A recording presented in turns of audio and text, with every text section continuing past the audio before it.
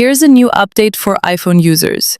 You can now officially transfer all your data, including photos, messages, apps, and more. You can also transfer your phone number to an Android device using eSIM.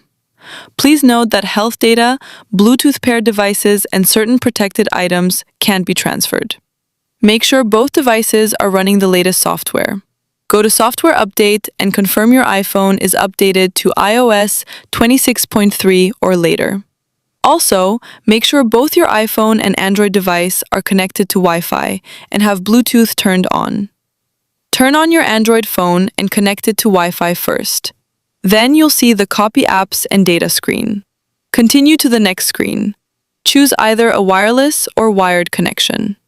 If you select wireless, a QR code will appear on the screen.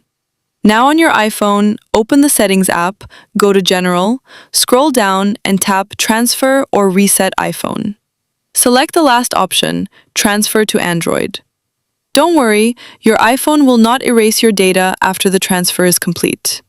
Continue with the on-screen instructions and use your Android device to scan the QR code displayed on your iPhone.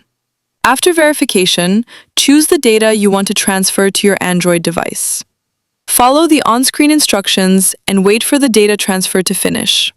That's it. Please support me by liking this video, and don't forget to subscribe to the channel for new video updates. If you have any questions, comment below.